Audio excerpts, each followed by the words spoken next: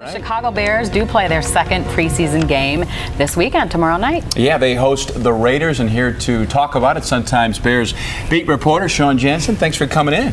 No problem. My pleasure. We appreciate it. And the first thing is, watching the first preseason game, I don't know how many people I heard saying, I was all excited, and only 8 plays from Jay Cutler in the first team offense. What's going on with that? That's not going to be the case tomorrow night. It was anticlimactic. Yeah. I mean, there's this build-up to Mike Martz and Jay Cutler and this amazing offense. And the thing is I've watched all of the practices at training camp, and without giving away secrets, I can assure you that it's a fun offense, not only to watch, but also from the player's perspective to play in.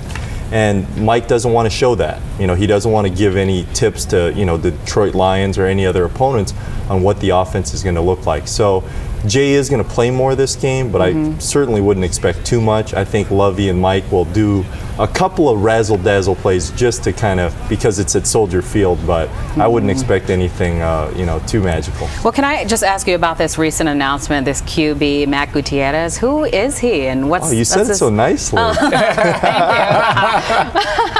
Well, hey, I was interested when I heard about this, because I'm like, who is this guy? Where did he come from, and what is he going to do? He's been what you call a street free agent, and he was undrafted.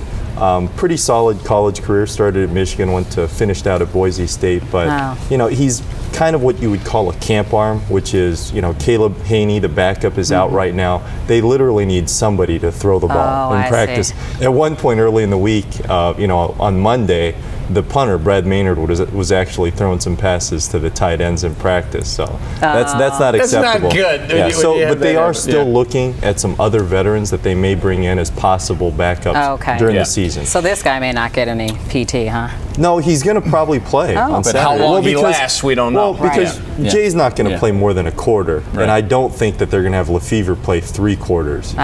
So he'll probably get some action. Oh, good.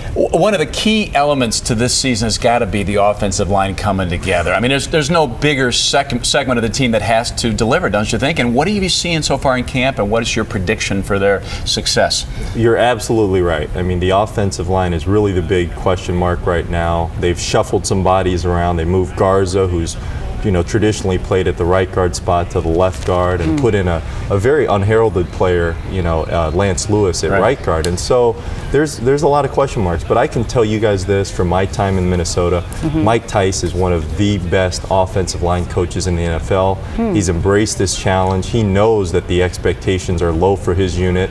And right now, he's just trying to keep building this group. He's looking at that Detroit game. He's not worried about what happened in San Diego. And he's just trying to slowly build up. And he wants that unit to be credible by the time you get to Detroit. And I think, that unit is in the right hands. And I talked to Charlie Casserly, who's a former NFL GM, and he said picking up Mike Tice is like picking up a first-round pick. Oh, good. 10 seconds or less. You know this division very well. The Bears are going to be better. I think we all believe that to be true. But even if that's the case, that doesn't mean they're going to go anywhere because of how good this division is. Well, that's a tough question. Am I right? No, I think the Bears are right in it. I mean, the Packers are going to be an excellent team. Aaron Rodgers looks outstanding. And I don't know that the Vikings are going to be the same sort of team they were last year. They've had a lot of issues this offseason. Percy Harvin's not practicing.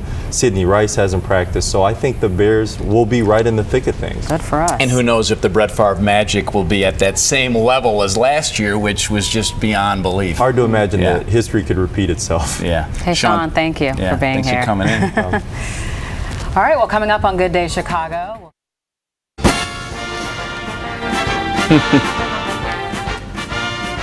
Bear down. If you're a Bears fan, it might not be a great morning for you. Things did not go as planned at Soldier Field yesterday. We've got Sean Jansen from the Sun-Times with us, and looking at your article, O&D, share blame, frustration for this one. And there's enough blame to go around. We were just talking before we came on. It seemed to be an extra degree of surliness out of Lovey and Jay and the guys after this ball game yesterday. Well, there certainly should be, because this isn't just another loss. They played a bad football team at home, and they really had a chance to win that game even toward the end. And they had no business still being in that game. But the Bears have a very tough schedule coming up. Before their bye, they play the Redskins, who are a very good team. And then coming out of the bye, they play against the Buffalo Bills in Toronto, then face teams like the Minnesota Vikings, Miami Dolphins, and the Philadelphia Eagles. So they've got a tough road ahead of them. We heard Lovey in the locker room and afterwards talking about how we have some changes to make on defense, on offense, all across the board. What do you think? What do you think they really need to do? And can they be the team we'd all like to see for the rest of the season? Can they do it? Well, I think they can. It's just a matter. What I don't understand is this communication issue. They've got all these defensive backs keep blitzing them yesterday, and they just couldn't figure it out at all. And so the Redskins will do it. The Buffalo Bills will do it. Every team will continue to do that until the Chicago Bears prove that they can do it. We've seen flashes of brilliance from the offense, from their ability to run the ball, their ability to throw the ball, special teams, each side of defense. So we've seen the potential of this team. It's just not all coming together at the right time. Right. We saw some highlights there of Seattle's offense taken to the defense, and they shouldn't get a pass here either. We're so focused on the offense, but Seattle came in with, what, the 28th ranked offense, and they seem to have their way for much of the day.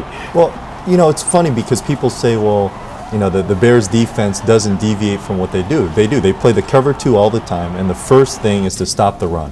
And they couldn't effectively stop the run. And so now they have no idea what's coming next. And so the Seahawks use that against them.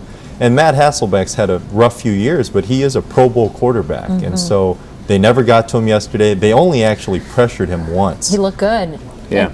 Well, maybe we can roll in some pictures of the run game, what little there was of the run game for the Bears. And that was, to me, the most curious part of it. After such a successful effort last week against Carolina, were we at was that the Eiffel Tower we just saw? It looked like blackness. No, such a successful effort at Carolina. Why in the world, weren't they able to establish something, or at least attempt to, more aggressively?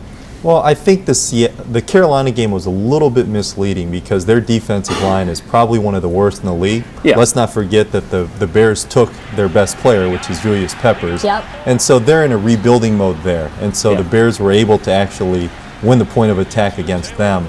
But the Seattle Seahawks are actually a very good run defense team. Their issue is defending the pass. And so I don't think there was a whole lot of expectation that the Bears were going to effectively run the ball, which is why I think that Mike Martz only even dialed up 12 runs. Right. But a lot of times, as you know, you just show that you can run a little bit, and obviously helps the pass game, and a little bit of balance there, it seems to me, would have been a helpful thing. In an ideal world, absolutely. Right. As Bears fans, really quickly before we go to the break, what do you think your prediction? Are we going to continue to be disappointed?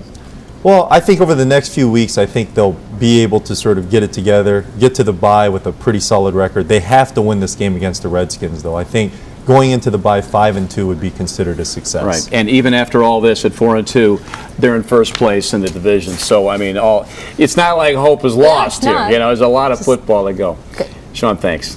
Good to see you, Sean. Jensen Pleasure. from the Sun Times. Still ahead, it's more than just a hot dog stand. It's a Chicago.